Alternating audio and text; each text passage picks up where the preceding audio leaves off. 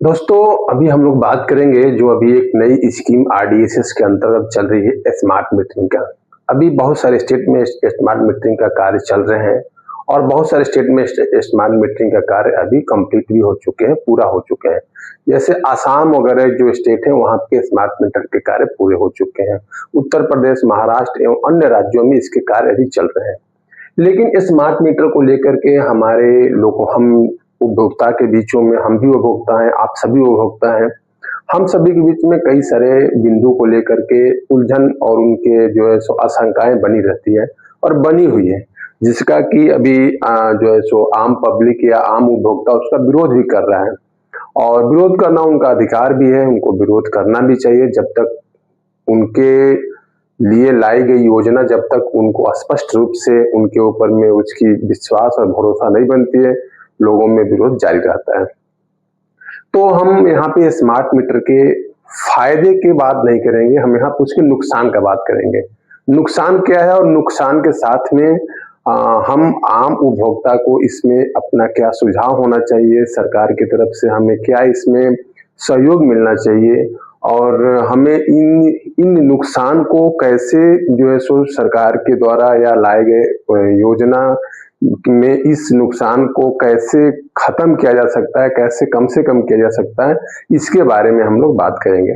तो मैंने यहाँ पे स्मार्ट मीटर के नुकसान को हम 10 बिंदु में नोटेड किए हैं। इसको हम 10 बिंदु में समझेंगे कि हम आम उपभोक्ता के लिए स्मार्ट मीटर अभी नुकसानदायक कैसे है और इस नुकसान के साथ साथ में हमारा जो है सो सरकार के साथ, सरकार और संबंधित जो भी प्राइवेट एजेंसियां हैं उनसे भी हमारा ये मांग रहेगा कि आप इस नुकसान को अपने संज्ञान में लें और आम पब्लिक के लिए इसके ऊपर में इसको आम पब्लिक के लिए इसको इसके निदान के लिए आप कुछ न कुछ उपाय को सोचें और बनाएं। इस संबंध में हम पहला विषय लेते हैं तकनीकी खराबी। जैसे कि हम सभी को मालूम है कि स्मार्ट मीटर से पहले जो हम लोगों के यहाँ कन्वेंशनल मीटर लगता था, नॉन स्मार्ट मीटर, उसमें हमारे यहाँ हर महीने में कोई न कोई एक विभाग के कर्मचारी आते थे। वो आकर के वो फाइनल रीडिंग जो होता है वो लेके जाते और विभाग में जाके सबमिट करते थे। उस फाइनल रीडिंग के साथ में विभाग के द्वारा बिल बनाए जाते थे और फिर वो बिल जो है सो सारे कंज्यूमर को बांटे जाते थे। इसके लिए विभाग की तरफ से एक हर निश्चित क्षेत्र के लिए, हर निश्चित गांव के लिए एक कर्मचारी को निर्धारित किया गया था। वो हर महीने अपने इस ड्यूटीज को करता था। इसमें क्या था कि ये सारी प्रोसेस मैनुअल थी। मैनुअल होने के कारण इसमें कई तरह की समस्याएं भी आती थी, लेकिन उसका निदान भी हर विभागीय स्तर में हो जाया करता था। स्मार्ट मीटर में जो तकनीकी खराबी और तेज बिलिंग है, अभी हमारी जो स्मार्ट मीटर की जो प्रोसेस होगी इसमें आपके यहाँ या वो आम उपभोक्ता के यहाँ कोई भी मीटर रीडर या कोई भी विभाग के कर्मचारी रीडिंग लेने नहीं जाएगा। वो रीडिंग ऑटोमेटिक सिस्टम से मीटर में जो रीडिंग जनरेट होगा वो सिस्टम के द्वारा कम्युनिकेट करके विभाग के जो पोर्टल है, बिलिंग पोर्टल, उसके ऊपर में हो जाता है। तो मैं यह मानता हूं कि अगर जितना ही अगर कोई तकनीकी चीजें हैं उसके एक्यूरेसी अगर है तो उसके एरर भी होते हैं, क्योंकि एक्यूरेसी और एरर दोनों साथ साथ ही चलते हैं। अगर मान लीजिए मीटर में अगर तकनीकी व्यवस्थाएं हैं, उसमें अगर रीडिंग जाने के लेकर के, तो उसमें उस तरह की समस्याएं भी आती हैं और वो समस्याएं क्या होता है कि हमको बिलिंग को बढ़ा देता है। हमारा जो बिलिंग पार्ट है इसको हमको वो बढ़ा देता है। जैसे कि अगर मान लीजिए मीटर में कम्युनिकेशन नहीं है, वो आगे वाले पॉइंट में हम उसको चर्चा करेंगे। तो हमारी जो तकनीकी खराबी जो मीटर में हो जाती है उसका डायरेक्ट जो उपभोक्ता को उसका जो, तो जैसा है कि हमारी तकनीकी खराबी जो हमारा सिस्टमेटिक है, जो रीडिंग भेजने की जो एक तकनीकी जो है, उसमें अगर किसी तरह की गड़बड़ी आती है तो उसका सीधा प्रभाव जो है सो संबंधित उपभोक्ता पर पड़ता है। इसलिए स्मार्ट मीटर में ये संभावनाएं बढ़ जाती है। तकनीकी डिपेंडेंसी ज्यादा है, इसलिए उसमें जो है सो तेज बिलिंग की समस्याएं बढ़ जाती हैं, क्योंकि एक कोई मैनुअल कंट्रोल नहीं होता है, ये सब सारे सिस्टम के थ्रू होते हैं। अगर सिस्टम में किसी तरह की अगर खराबी आ जाती है, इलेक्ट्रॉनिक सिस्टम है, तो उसकी जो है सो डायरेक्ट जो उपभोक्ता के बिलिंग पे उसकी असर पड़ता है। दूसरा बात करेंगे हम स्मार्ट मीटर। स्मार्ट मीटर के लिए स्मार्टफोन जरूरी होता है। जरूरी कैसे है? जैसे कि आप मान लीजिए कि बिलिंग के संबंधित जो भी आपको जानकारी लेना है, जैसे कुछ राज्य की जो कुछ एप्लीकेशन है, या फिर कुछ वैसे बिलिंग ट्रैकिंग करने का एक कुछ ऐप्स है जिसको कि आपको डाउनलोड करना पड़ता है। तो वो डाउनलोड करने के लिए आपको स्मार्ट मीटर फोन की जरूरत होती है। स्मार्ट मीटर फोन से आप अपना बिलिंग ट्रैक करेंगे और उसमें जो जितने सारे फंक्शन दिए रहते हैं एजेंसियों के द्वारा और डिस्कम के द्वारा, वो चीज आप देख सकते हैं। तो स्मार्ट मीटर के लिए हमको स्मार्टफोन होना जरूरी है। अब स्मार्टफोन हमको होना जरूरी है। तो एक सर्वे के द्वारा देखा गया कि हमारे इंडिया में 77.9% लोगों के पास ही स्मार्ट मीटर है। मतलब कि अप्रॉक्स अभी भी हमारे जो है सो 25% ऐसे भी हमारे देश के ग्राहक हैं और ऐसे भी हमारे देश की पब्लिक है जिनके पास की स्मार्टफोन नहीं है। तो जिनके पास में अगर स्मार्टफोन नहीं है, उनके लिए स्मार्ट मीटर का बिलिंग के ट्रैक करना एक बहुत बड़ी समस्या हो जाती है। इसके लिए या तो उनको किसी हेल्प सेंटर, किसी जो है सो हेल्प सेंटर होता है या रिचार्ज सेंटर होता है, उस पे जाना पड़ता है, या कोई लोकल के लाइनमैन या कोई स्टाफ के ऊपर में डिपेंड होना पड़ता है, या इससे जो है सो उनकी डिपेंडेंसी और ज्यादा बढ़ जाती है। अगर उनका रिचार्ज खत्म हो जाता है और उनकी लाइट कट जाती है तो उनके पास में जो है सो तत्काल सहयोग के लिए या तत्काल उनके पास में कोई इस तरह की व्यवस्था नहीं होती है जिससे कि वो अपना मीटर को रिचार्ज कर सके और अपना बिजली को बहाल कर सके। तो दोस्तों क्या है कि स्मार्ट मीटर के लिए स्मार्टफोन होना बहुत जरूरी है। और ये हमारे इंडिया क्या है कि हमारा जो देश है वो गाँव का देश है। तो गाँव के देश में दोस्तों हमारा क्या है कि 77%, इसमें भी ज्यादातर युवा वर्ग के ही लोग हैं, 77% लोग ही स्मार्ट मीटर यूज कर रहे हैं। इसका मतलब है कि सीधा सीधा हमारा भी जो देश के 25% लोगों के पास में स्मार्ट मीटर फोन नहीं है, जिसके कारण हमें स्मार्ट मीटर लगने के बाद में उनके पास में ये समस्याएं और ये दिक्कतें बढ़ जाएगी, जो कि हम हमारी सरकार और व्यवस्था के लिए एक चिंता का विषय होता है। तीसरा विषय हम बात करते हैं दोस्तों, स्मार्ट मीटर में ताप बढ़ने पर माल फंक्शनिंग। ये हो सकता है कि एक तकनीकी शब्द है माल फंक्शनिंग। माल फंक्शनिंग क्या होता है कि कोई भी इलेक्ट्रॉनिक्स आइटम है, जैसे कि हमारा मीटर है, मीटर का जो उसमें अंदर का जो पीसीबी है, जो उसका मदरबोर्ड है, वो किसी न किसी फॉरेन कंट्री से इंपोर्ट किया गया है।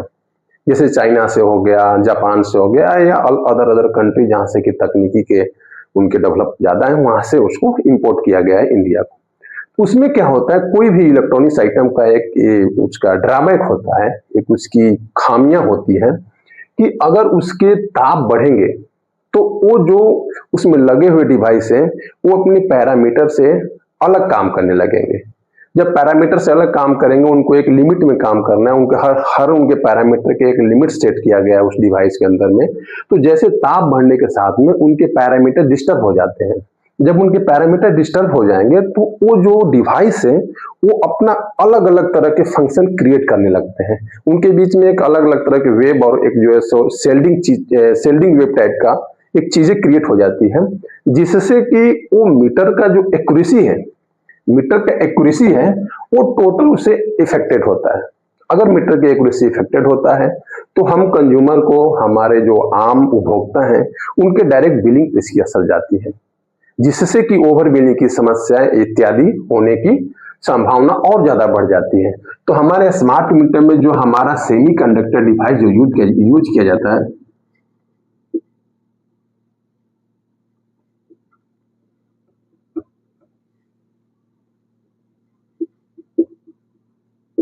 हमारे जो सेमीकंडक्टर डिवाइस यूज किया जाता है वो ताप के साथ में माल फंक्शन करने की उनमें एक खामियां होती है, जो कि हमारे एजेंसी जो सरकार को इसके बारे में सोचनी चाहिए कि स्मार्ट मीटर में उपयोग किया गया जो भी डिवाइस है वो अच्छे क्वालिटी की होनी चाहिए, जिससे कि आम उपभोक्ता के बिलिंग पे किसी तरह की कोई भी गलत असर न पड़े। दोस्तों हम बात करते हैं प्रीपेड रिचार्ज की समस्या। हमारे देश में अभी भी बहुत सारे ऐसे क्षेत्र हैं, बहुत सारे ऐसे एरिया हैं जहां पे हमको नेटवर्क की बहुत समस्या है। नेटवर्क की समस्या जहां होती है, हमको नेटवर्क की समस्या जहां रहेगी वहां हमको रिचार्ज करने की तो एक समस्या बनी रहेगी। हमारा जो भारत है वो गांव का देश है, दूर दराज इलाकों में नेटवर्क की बहुत ही समस्या है। जैसे कि एयरटेल हो गया, वीवो हो गया, वीआई हो गया या बीएसएनएल हो गया, इनकी हर जगह पहुंच नहीं है। लेकिन उस क्षेत्र में हमारा मीटर को रिचार्ज करना एक बहुत बड़ी चुनौती बन जाती है आम उपभोक्ता के लिए। तो सरकार को इसको सोचना चाहिए कि पहले उस एरिया में हमारा नेटवर्क स्थापित हो सके, उस एरिया के नेटवर्क को बूस्ट किया जा सके, स्ट्रॉन्ग किया जा सके, तभी हमें उस एरिया में प्रीपेड मीटर लगाने की कोई फायदा और कंज्यूमर को इससे सुविधा प्राप्त हो सकता है। अदरवाइज ये प्रीपेड रिचार्ज की जो समस्या है वो हमारे कंज्यूमर आम उपभोक्ता के लिए बहुत बड़ी समस्या है, जो कि स्मार्ट मीटर लगाने के साथ ही उत्पन्न होता है। पांचवा हमारा इसका ड्रॉबैक है तेजी से लोड बढ़ने पर अधिक बिल आने की समस्या। जैसे कि दोस्तों आप लोग और हम सभी लोग देख रहे हैं कि अभी स्मार्ट मीटर में ओवर बिलिंग की बहुत शिकायत आ रही है। ओवर बिलिंग आने की शिकायत की एक संभावना ये भी है कि जो मीटर है, मीटर में जो एक्यूरेसी और जो उनका पैरामीटर सेट किया गया है वो हमारे जो सो आम उपभोक्ता के लोड के बढ़ने के साथ में वो बहुत ही उनके एक अलग ही पैरामीटर में वो बढ़ जाता है, जिससे कि हमारे आम उपभोक्ता वो चीज को समझ नहीं पाते हैं कि हमारी लोड और हमारा जो है बिलिंग ये दोनों का उनको कंपेयर और उनका क्लियरनेस उनको समझ में नहीं आ पाता है, जिसके कारण कि वो हमेशा आशंका में रहते हैं कि हमारा जो है सो बिल अधिक आता है। तो ये स्मार्ट मीटर में तेजी लोड बढ़ने पे बिल अधिक आने की संभावना और इसकी शिकायत बहुत अपार मात्रा में हमारे डिस्कम ऑफिस और बहुत सारे जो है सो लोकल ऑफिस हैं उसमें पाए जाते हैं। सरकार को इसके ऊपर भी अपने कर्मचारियों के साथ में एक जो है सो एक कैंपेन चला करके इसकी समस्या का निदान के लिए सोचना चाहिए, क्योंकि स्मार्ट मीटर में अधिक बिलिंग आने के कारण ही उपभोक्ता काफी परेशानी का सामना कर रहे हैं। छठवां हमारा है साइबर सुरक्षा की आशंका। साइबर सुरक्षा का आशंका एक बहुत ही गंभीर विषय है हम सब उपभोक्ता के लिए, क्योंकि स्मार्ट मीटर की जो भी डाटा है वो कोई भी मैनुअल प्रोसेस से गुजरता नहीं है, वो सारी डाटा होता है वो सिस्टमेटिक प्रोसेस से गुजरता है। जैसे मीटर में आपका जो है सो रीडिंग सेव होगा, वो रीडिंग जो है सो डाटा कम्युनिकेशन के द्वारा पोर्टल को जाएगा, पोर्टल से वो बिलिंग क्रिएट होगा, बिलिंग से फिर मैसेज आएंगे, मैसेज से फिर हम उसको रिचार्ज करेंगे। That means all whole process are automatically and system dependency process. तो इसमें हमको क्या करना है कि इसमें जो साइबर सुरक्षा की जो आशंका है, इसमें अगर डाटा जो है जैसे किसी कंज्यूमर की किसी भी कंज्यूमर आम उपभोक्ता की उनकी रीडिंग हो गया, उनका जो है सो बिलिंग्स हो गया, वो हैकर्स द्वारा हैक न किया जा सकता, क्योंकि इसकी जो प्रोसेस है और जो साइबर सुरक्षा की जो व्यवस्था है वो बहुत ही लचीला है स्मार्ट मीटर प्रोसेस में। जैसा कि देखा जाता है तो आम उपभोक्ता को ये हमेशा आशंका रहती है कि कहीं हमारी रीडिंग को हैक न किया जा सके, कहीं हमारे रिचार्ज किए गए अमाउंट को कहीं जो है सो दूसरे के तरफ न चला जाए या ओवरलैप न हो जाए या मिक्सअप न हो जाए। इस तरह की चीजें हम साइबर सुरक्षा के अंतर्गत देखते हैं, जो कि हमारे आम उपभोक्ता के लिए बहुत ही एक चिंता का विषय है। गवर्नमेंट को इसको सुनिश्चित करना पड़ेगा कि आप साइबर सुरक्षा की नजर से आप आश्वस्त रहिए, इसकी पूरी सुरक्षा गवर्नमेंट के पास में है। आपके रीडिंग, आपके रिचार्ज, आपके मीटर के साथ में किसी तरह की कोई भी डाटा के साथ में छेड़छाड़ नहीं किया जा सकता है। तो हमारा सबसे बड़ा ड्रॉबैक है हमारे स्मार्ट मीटर का कि हमारा साइबर सुरक्षा को लेकर के आम उपभोक्ता में हमेशा एक चिंता बनी रहती है। सातवां ड्रॉबैक है हमारा कि डेटा और निजता। देखिए आज क्या है कि हम विभाग से अगर किसी भी विभाग से हम विद्युत कनेक्शन लेने जाते हैं तो हमारी सारी जो है सो पर्सनल और हमारी सब कुछ तरह की डाटा वहां पे हमको देना पड़ता है। घर की प्रॉपर्टी के कागज, एनओसी के कागज, आधार, पैन, बैंक वगैरह जितने भी हमारे निजता के हैं सब कुछ हमको देना पड़ता है।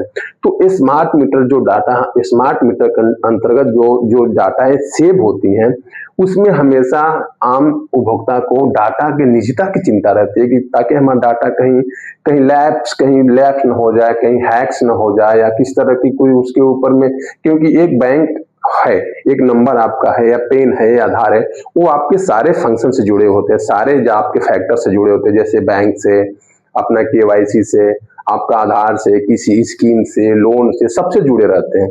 तो हम आम उपभोक्ता को स्मार्ट मीटर में डेटा की निजता की भी एक बड़ी चिंताएं होती है, जिस पर कि गंभीरता से सोचने का विषय है। आठवां हमारा नुकसानदायक है कि कम नेटवर्क रेंज में मीटर का रिचार्ज, मीटर कम्युनिकेशन की समस्या। कम नेटवर्क रेंज रहेगा तो समस्या होगी, हमारा रिचार्ज नहीं हो पाएगा। साथ साथ में मीटर कम्युनिकेशन की समस्या भी है। मीटर कम्युनिकेशन की समस्या मैं समझाता हूं। जैसे कि मान लीजिए किसी गांव में नेटवर्क नहीं है, स्मार्ट मीटर वहां पे लग चुके हैं, नेटवर्क रेंज बहुत कम है, नेटवर्क है लेकिन कम रेंज में है। ये स्मार्ट मीटर लग गया है, कंज्यूमर अपना बिजली यूज कर रहा है, उपभोग कर रहा है। वो अगर उस मीटर में नेटवर्क रेंज कम है या नहीं है तो वो मीटर जो है सो रीडिंग तो वहां रीडिंग तो अपने सिस्टम में कैप्चर करेगा, लेकिन वो रीडिंग वो जो है विभाग के पोर्टल को नहीं जाएगा। विभाग के पोर्टल को नहीं जाने के कारण वो उपभोक्ता को अपडेट नहीं हो पाएगा। जब उपभोक्ता को अपडेट नहीं हो पाएगा तो उस कंडीशन में अगर कभी भी नेटवर्क आ जाती है और मीटर जो है सो कम्युनिकेशन के रेंज में आ जाता है तो उपभोक्ता को अचानक उनको जो है सो उनके 2 महीने 3 महीने या उनका जो है सो जो भी उनके बिलिंग का साइकिल है वो अचानक एक बल्क अमाउंट या एक जमा हुआ अमाउंट का जो है सो बिल उनके मीटर में दिखने लगता है और ऑटोमेटिक उनके सडन उनके मीटर कट जाएंगे, लाइट अचानक ही उनके लाइट कट जाएंगे और देखेगा कि आपकी इतनी बिल आ गई। उपभोक्ता भी वो चीज को लेकर के जो परेशान हो जाता है कि मेरा इतना बिल अचानक कैसे आएगा, मैं कैसे इसको पे करूंगा इतना ज्यादा बिल। तो ये समस्या है मीटर कम्युनिकेशन का। मीटर कम्युनिकेशन का समस्या एक बहुत बड़ी समस्या है जो कि टोटल जो है सो नेटवर्क के ऊपर डिपेंड करता है। अगर उस एरिया में नेटवर्क नहीं है, मीटर जो है सो किसी भी विभाग के डिस्कम से कम्युनिकेट नहीं करेगा, जिससे कि उपभोक्ता को उस मीटर के बारे में कंजप्शन का अपडेटेशन नहीं मिलेगा। नहीं मिलने के कारण में ये क्या है कि वो हमेशा जो है सो मीटर कभी भी उनके मीटर की लाइट अचानक कट सकती है और उनको अचानक जो है सो बल्क में बिल आ सकता है। तो नो नेटवर्क कम नेटवर्क वाले जोन में हमको हमेशा मीटर का रिचार्ज एवं मीटर कम्युनिकेशन की समस्या बनी रहती है, जो कि एक गंभीर विषय है सरकार के लिए। इसके ऊपर में सोच करके समाधान निकालना चाहिए। अगला पॉइंट हम लोग बात करेंगे विभाग द्वारा उपयुक्त सहयोग में कमी। देखिए स्मार्ट मीटर क्या है कि एक नई जो है सो स्कीम है। नई स्कीम होने के कारण विभाग में भी जो कर्मचारी कार्य कर रहे हैं उनको भी इस विषय को लेकर के बराबर ट्रेनिंग नहीं है। उनमें बहुत सारी जानकारियां का कमी है। उस कमी के कारण जब उनके पास में कोई भी फैक्ट इसके बारे में किसी फैक्ट की जब उनके पास में क्लियरेंस नहीं रहता है, जब समझ नहीं रहती है, तो गांव के आम उपभोक्ता जो होते हैं, जो कि कम पढ़े लिखे होते हैं, जो कि मोबाइल फोन और तकनीकी के बारे में कम जानकारी रखते हैं, उनको सही ढंग से वो सहयोग नहीं कर पाते हैं, सही ढंग से उनको समझा नहीं पाते हैं। अब सही ढंग से नहीं समझाने के कारण ये होता है कि हमारे जो ग्रामीण उपभोक्ता हैं वो हमेशा एक कंफ्यूजन के शंका में रहते हैं कि मेरा विभाग के द्वारा मुझे इस तरह की बिल आ गया या हमारा बिल ज्यादा आ गया या हमारे बिल इतना क्यों आ गया। इस तरह की आशंकाएं हमेशा बनी रहती है। इससे एक मेरा रिक्वेस्ट रहेगा कि विभाग के कर्मचारी भी एक अच्छी ट्रेनिंग ले और ट्रेनिंग लेके अपने जो है सो क्षेत्र के जो भी उपभोक्ता हैं उसको सही से उसको गाइड करें, उनको समझाएं और उनको भी बताएं कि इसकी क्या फंक्शन है और कैसे कार्य करता है और इसकी क्या समस्या है, उस समस्या का निदान क्या है। तो हम अभी 9वां पॉइंट पे बात कर रहे हैं कि विभाग द्वारा उपयुक्त सहयोग में कमी। हमारा 10वां पॉइंट ये रहेगा कि लोगों में जागरूकता का अभाव। स्मार्ट मीटर क्या है, आरडीएसएस स्कीम के अंतर्गत लाई हुई एक योजना है। ये बहुत ही नई योजना है। लोगों के पास में मोबाइल रिचार्ज करने की तो है जागरूकता कि हम मोबाइल रिचार्ज करेंगे और हमारी पावर आ जाएगी, लेकिन स्मार्ट मीटर के बारे में लोगों में जागरूकता बहुत कम है, क्योंकि गवर्नमेंट द्वारा ऐसा कोई प्रचार एजेंसियां नहीं चलाई जा रही है, ऐसा कोई विज्ञापन नहीं दिए जा रहे हैं, ऐसा कोई लोगों के बीच में एक नुक्कड़ सभा योजना सभा और ऐसा कोई कार्यक्रम नहीं किया जा रहा है जिससे लोगों को स्मार्ट मीटर के बारे में जागरूकता आए, लोग इसके बारे में समझे सोचें, इसके बारे में लोगों की जानकारी बढ़े। ऐसी कोई भी जो सरकार की तरफ से प्रयास नहीं किए जा रहे हैं, या जो भी संबंधित एजेंसी जो कार्य कर रही है डिस्कम के अंतर्गत उनके तरफ से भी इस तरह की योजनाएं नहीं चलाया जा रहा है, जिससे कि हम आम उपभोक्ता में जागरूकता की कमी है।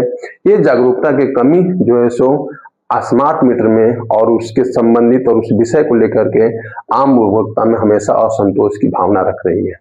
तो दोस्तों जैसे कि हमने बात करा कि हमारा 10 पॉइंट है, ये 10 पॉइंट को हम लोगों ने जो है सो स्मार्ट मीटर के नुकसान के रूप में इसको हम लोग समझे हैं, और मैं आशा करता हूं कि आप लोग इससे जो सो समझ गए होंगे और जो है सो इन विषयों को मैं सरकार से भी अनुरोध करूंगा कि इन विषयों पर आप काम करें और इन विषयों को काम करके लोगों में एक जागरूकता और विश्वास पैदा करें, जिससे लोग स्मार्ट मीटर के बारे में सोच सके, समझ सके और जानकारी को अपने बढ़ा सके। दोस्तों मैं इसी के क्रम में एक विषय और आप लोगों को बताना चाहता हूं कि विद्युत अधिनियम 2003 के अंतर्गत उपभोक्ता को यह अधिकार दिया गया है, क्लियर उसमें लिखा गया है कि उपभोक्ता यूज करने वाले एनर्जी मीटर को या तो वो पोस्टपेड हो या प्रीपेड हो, उसकी मीटर चुनने का अधिकार उसको सुरक्षित है। वो चुन सकता है कि हम पोस्टपेड मीटर में हम अपना जो है सो बिजली का पेमेंट करें या प्रीपेड मीटर में करें। ये अधिनियम के अंतर्गत ये कंज्यूमर के अधिकार को सुरक्षित रखा गया है। वो कंज्यूमर के ऊपर में निर्भर करता है कि वो स्मार्ट मीटर को चुनता है या स्मार्ट प्रीपेड को चुनता है या स्मार्ट पोस्टपेड को चुनता है। तो इससे ये क्लियर होता है कि अभी ऐसा अधिनियम है जिसके अंतर्गत हम उपभोक्ताओं को प्रीपेड और पोस्टपेड चुनने का अधिकार हमारे पास में है। दोस्तों, मैं अगला टॉपिक जो हमारा होगा, जो हम लोग अगले दिन बात करेंगे, वो बात करेंगे, बहुत विस्तार से बात करेंगे हम लोग इलेक्ट्रिसिटी एक्ट 2023, इसके ऊपर हम बात करेंगे। और जो हमारा जो न्यू आया है, जो न्यू एक्ट जो 2023 में आया है, इसके विषय में भी हम बात करेंगे। तो इस विषय में हम बात करेंगे कि हमारा इलेक्ट्रिसिटी एक्ट जो है 2023 क्या है, इसके अंतर्गत सरकार ने किस किस तरह के विषयों को संलग्नित किया है और इसमें हमारे उपभोक्ता का क्या अधिकार है और जो है विभाग की तरफ से किस तरह की नई पहल की जाएगी, ये सब सारे डिटेल्स इसमें विवरण से दिया गया है, जिसके ऊपर में हम कल जो है सो इसके ऊपर में विस्तार से चर्चा करेंगे।